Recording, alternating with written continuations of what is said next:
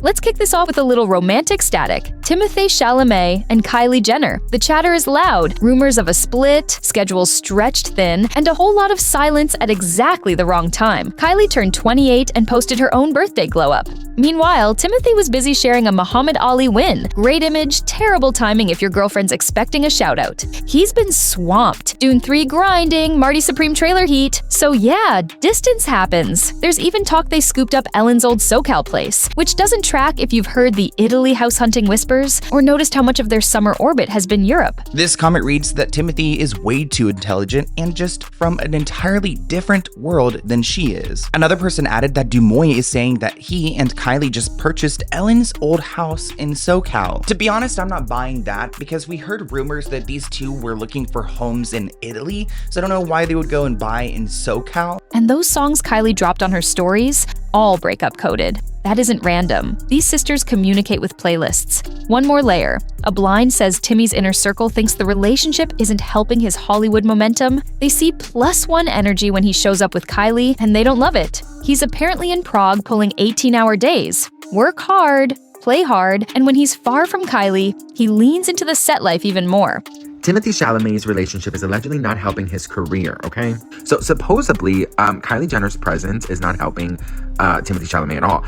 Talking about the Oscars, the insider alleged that Jenner's much talked about presence alongside Chalamet made the nominee look like a +1 at his own party. Sources further stated that the Dune star is in love, but he is blind to the fallout. They continued, the guy's got talent, but this isn't the vibe Hollywood rewards. Chalamet's inner circle has reportedly been urging him to call quits on the relationship. Well, flash forward to now Prague. Timmy is working 18-hour days to get this thing in the can, but he's also partying hard with his fellow young cast and crew members whenever they have even a 6-hour stretch of free time. He's a hard work, play hard guy through and through, and that goes double when he's on the other side of the world from Kylie Jenner. Switching lanes, Jennette McCurdy and the Apple TV Plus adaptation of I'm Glad My Mom Died. The book is raw, complicated family trauma, industry exploitation, and it needs a delicate touch. What I'm hearing, the streamer wanted lighter, edging toward comedy.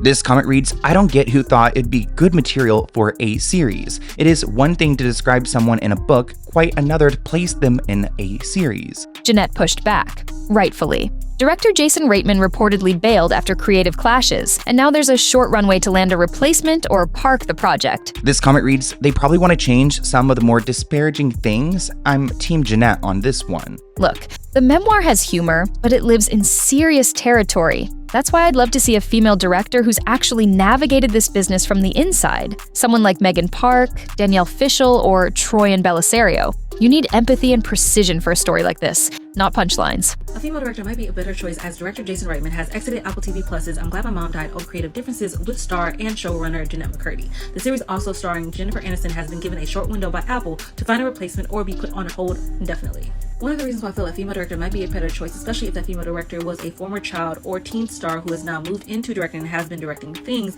is because at least they have a similar or same experience as what Jennette has been through. And as we are telling her life story within this show, I feel like because this person has an understanding of exactly what's been going on in her life, there's a level of care needed when telling the story. I think getting female directors like Megan Park, Danielle Fishel, or even Troyan Bellisario would be good choices when directing this show. Buckle up.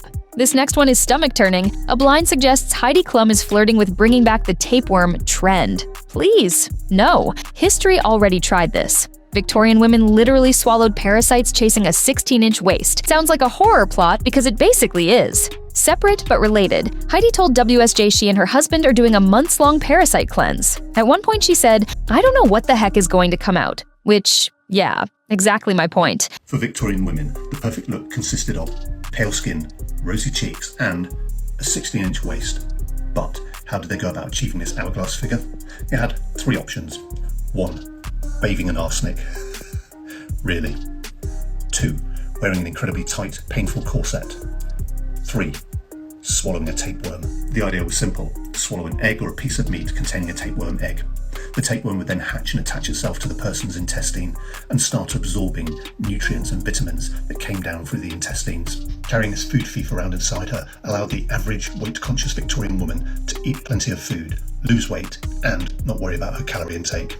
The tapeworm diet, another crazy idea from Victorian England. Some folks swear by cloves or papaya seeds, but honestly, If weight is the goal, there are safer, smarter routes than going full exorcism on your intestines. Let's put that topic in a hazmat bag and pivot to a powerhouse collision: Taylor Swift and Sabrina Carpenter. Here's the tension. Taylor plays chess, not checkers. If Sabrina's album cycle is in motion, Taylor won't lose sleep scheduling an announcement that eclipses the moment. Victor writes, "At least Espresso is a top 10 radio play for more than a year now. Taylor's longest radio hit only lasted for about 53 weeks. Trevor commented a whole month just for Sabrina Carpenter? Not realistic to expect." Mishy asked, "So people have to check with Taylor Swift before?" This comment reads, "Taylor should take a chill pill on the new album. She's already linked to the worst mean girl in Hollywood, Blake Lively." They've got history. Sabrina even opened on the Eras tour. But watch that awards show clip again and you'll feel it. Sabrina's giving "I'm my own headliner now."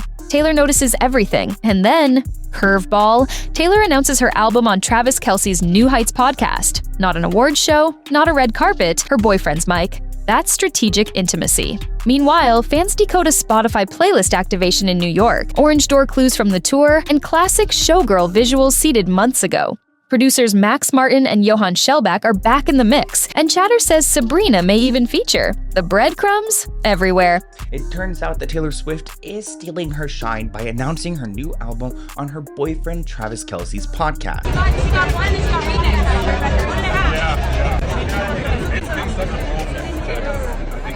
I mean, no offense to Taylor, but I could see her being a little bit overwhelming to be around. We run the numbers and we're really good.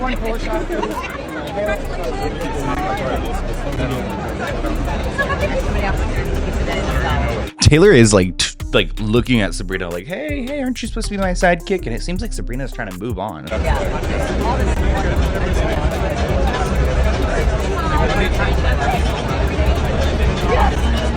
Here is everything we know so far about Taylor's new album, The Life of a Showgirl, and some clues that we might have missed. So we potentially have our first lyrics and baby, that's show business for you, and that comes from a Spotify playlist advert in New York. We also know that if you pre-order the album, it says that you'll be getting it before the 13th of October, and that's not the release date, which basically means we could be getting it at any point. We just need to go back to this playlist for a second because this is really important, because the only two producers who have worked on any of these songs are Max Martin and Johann Shellback. These are two pretty iconic producers. Taylor has worked with them quite a lot before. She started working with them around 1999, and it's also looking very likely that Sabrina is going to be featuring on the album. Now, there have been so many clues, but the main two are that Taylor Nation posted a picture of Taylor and Sabrina together, and Sabrina's website now has a countdown to August the 12th. This has been a long time coming. She literally walked through an orange door at the end of the Eras tour. And looking back, the Midnight's music videos were really giving showgirl vibes. Now, the main question that everyone is thinking, will there be a tour? Because whilst some artists might be afraid to head out on the road so soon after completing the most successful tour of all time, if there is anyone who can outdo Taylor, it's Taylor. Tour talk is already bubbling. Most artists would lie low after the biggest tour ever. Taylor, she might lap herself. Onto Miss Good Jeans, Sydney Sweeney. The controversy around that campaign didn't ding her, it juiced her. American Eagle's Instagram spiked by 6 figures, the stock popped after a presidential shoutout, and the brand suddenly feels buzzy again. This comment reads, "Smart girl, just as long as they're talking about you, right?" Another person writes, "I am sick of Sydney Sweeney already." Another person says, "It did not hurt her brand at all, so it's understandable, and she could ask for a lot more money this time." Fancy Peacock says that Sydney Sweeney loves it. The more controversy, the more successful. That's the goal in this sick world. Career-wise, she's straight onto Devil Wears Prada too. It also looks like American Eagle's stock boosted after the president complimented the brand and Sydney Sweeney for being a registered Republican. In a message on his platform, Truth Social, it looks like Trump said that Sydney Sweeney has the hottest ad out there and the jeans are flying off the shelves. Well, even though Sydney Sweeney received backlash, it looks like American Eagle is laughing to the bank. According to Social Blade, it looks like on Instagram, American Eagle gained 142,000 followers from this campaign. The deal was locked months ago, but the timing made it look like she marched from blowback to blockbuster set in 24 hours. That's how you turn heat into fuel. Bottom line, Sydney's working. New York set sightings, hush-hush call sheets, and even hopping back to LA to film Euphoria scenes. The machine doesn't slow for a discourse cycle. Iggy says she's stepped back from music, made life-changing money on other ventures, and learned the hard way how fast the culture can turn. Meme coins? They usually spike and crater. It's why most celebs dabble for a news cycle and vanish. Building something that lasts in that space, is a different game. Sydney Sweeney was spotted on the set of The Devil Wears Prada 2 today, and I have to talk about this because she, of course, was not announced to be joining the cast, and she was being very secretive while walking along the streets of New York, getting to and from set. I knew that they wanted this to be a gag. These papers were signed months and months ago, I'm sure, but little did they know Sydney Sweeney at the time of filming this would be involved in a worldwide controversy. I'm talking about her American Eagle jeans ad, jeans are passed down from parents to offspring. That required American Eagle to come out and make a statement about it. Honestly, by the time this airs in 2026, I'm sure people will be good weather with Sydney Sweeney again, but I just find this to be so interesting that like they kept it a secret to make it like a huge reveal. But right now people are finding out that she's on the set because of course they're filming in New York City and you can't keep anything private unless you're filming on a soundstage. And people are like, OMG, why is she in this movie? Which of course, like again, no one could have predicted that she would be in a scandal this big at the time where she would be requested to film. Also, it's important to note that she was literally in LA like a couple days ago filming Euphoria. Her and Jacob Elordi were doing the Cassie and Nate scenes for season 3. So like she's booked and busy and working. Machine Gun Kelly. The public line is sober, but his behavior raises eyebrows. The man looks depleted, talks about eating once a week, and you can see the crash and burn loop from the outside. This comment reads, I'm sure he's able to maintain his once-a-week eating plan due to his drug use. Don't the two go hand in hand? Shiloh said he's probably California sober, aka high on weed and kratom 24/7. Relationship chaos, rehab, and then sprinting straight back into promo. If he wants the Megan Fox chapter to heal, a full stop might serve him better than another press run. MGK, he's probably acting out due to starvation and malnutrition. It seems like he's doing whatever it takes to get Megan back. I spent Christmas and New Year's, the whole month of December and late November in a rehab facility. I came out, the world was very loud about me and my personal business. Ironically, neither me or Megan have said anything. I mean, still to this day, there could have been zero drama, and you would never know because none of us have said one thing. Right. It's all anonymous. They're Absolutely. broken up. Yeah, it's all claims and things that have happened out of our control, I guess. And I came home to this. I was somewhat aware when I was in there, but you have no phones, you have nothing. I mean, essentially the only thing I have on my side is my fan pages and from my friends and family. Note the double standard. When women look unwell, social media turns into a wellness committee. When a guy with a platform says he basically doesn't eat, shrugs, and lights a cigarette, it's treated like a quirky brand. That's not quirk. That's a problem. I don't really eat. Just do water a bunch. You don't eat? Not really. You fast, mainly? You eat like once a day? Like, I ate that burger because we're streaming and it's like my main shit, you know? But okay, we weren't streaming. What would you have had for dinner? probably water, yeah. But how? You don't ever feel weak or lightheaded? Like, Yeah, sometimes I'll eat a couple times a week. What will you eat for those meals? Bone broth with kimchi and sauerkraut. Oh, you're on like permanent fast. Do you drink green juice and shit too? I drink like celery juice sometimes, yeah, coconut water. Like hella healthy though. Right, healthy as hell. I don't know. Yeah, shit. Food is bad for a lot of the food in America. It's really bad for us. You know, there was a study that said if you do one 7-day fast, you know this. You do one 7-day fast, it removes like 80% of cancer-causing cells from your body. No way. In one clean sweep. How are you so healthy? I don't know. I mean, I really honestly just coffee and cigarettes is what I'm sick because all that tobacco I grinded up, I left at the house when we got swatted. So I'm over here like all I'm thinking about is like fuck. Like I coffee, cigarettes, bone broth. I'm about to be what you're on. Kimchi and sauerkraut because that's probiotics, you know. So like when you do those water fasts, the only thing that's crazy is it kills all the good bacteria in you too. You gotta put the Kels, you can send me which probiotic you use. Yeah, I mean it's literally like kimchi and sauerkraut has a lot of good probiotics in it. So like if you just get organic kimchi and organic sauerkraut, nah. I'll just cook it in the bone broth. Next up, Andy Cohen. Project Runway alum Kenley Collins torched him online, calling him the gay Harvey Weinstein, slamming working conditions, and dragging the franchise's move from the Weinstein era to Bravo.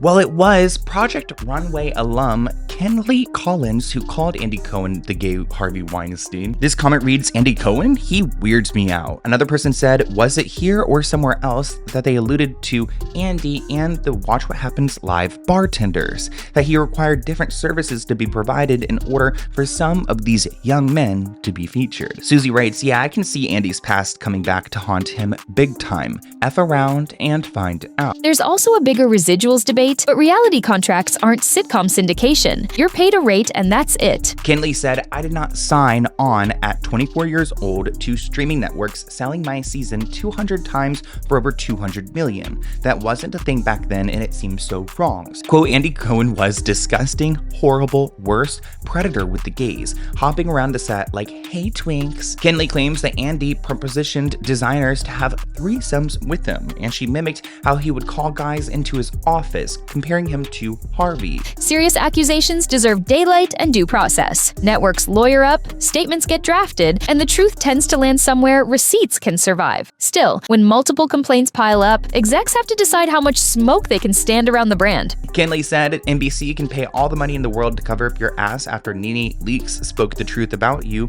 You're a racist predator. You're finished. Take a look at the video that she posted on social media. You guys really think Harvey Weinstein was the worst one on set? Andy Cohen was. He's disgusting. Horrible. Worse. Predator with the gays hopping around on set. Hey, twins. Propositioning designers to have a threesome in exchange for their own show. I worked for Harvey, but actually no one wanted your ass. Come into my office. I want to talk to you. We called you the gay Weinstein. Acting like a f***ing clown on set. We thought you were Tim Gunn's boyfriend. You were so far up his ass. You had me on your show. You asked me, Kylie, have you ever considered nasal surgery? Because your voice is so annoying and nasally.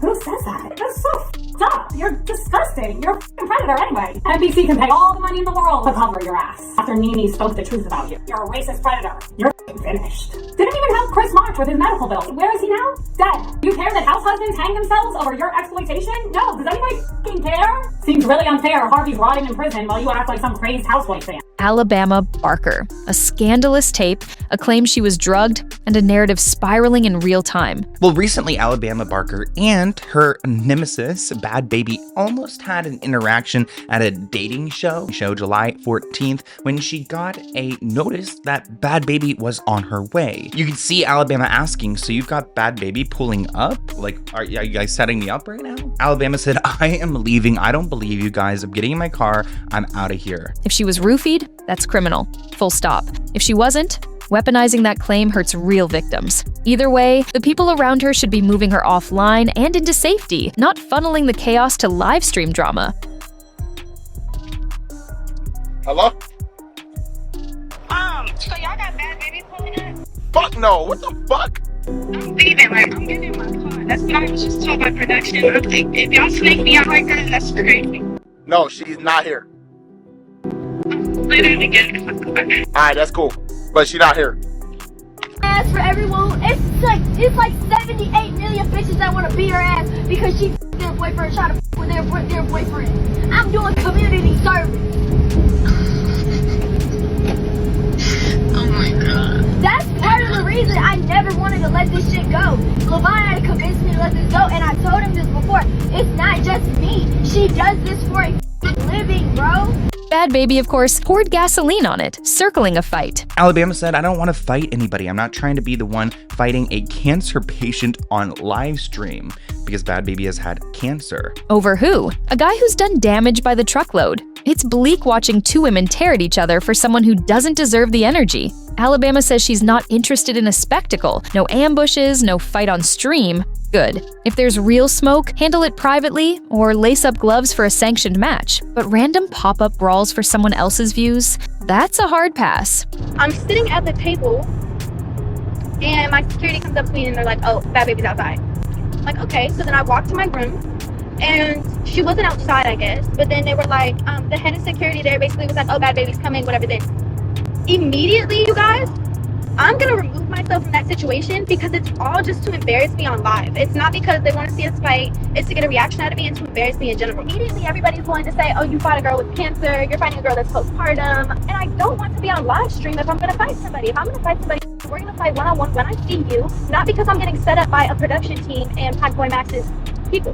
The beef just ended. Why put yourself back in that scenario and fight somebody on stream because it benefits the person who's streaming views? No, I don't. I'm not doing that. But yeah, so I left the stream. All right, deep breath. My stomach still hasn't forgiven that tapeworm detour. If you take anything from today, attention is currency, and some people will spend anything to get it. Protect your sanity. And yes, before you ask, the poll behind me, I tested it out. Barely survived, mildly humbled. Drop your thoughts below, keep it kind, and I'll see you in the next one.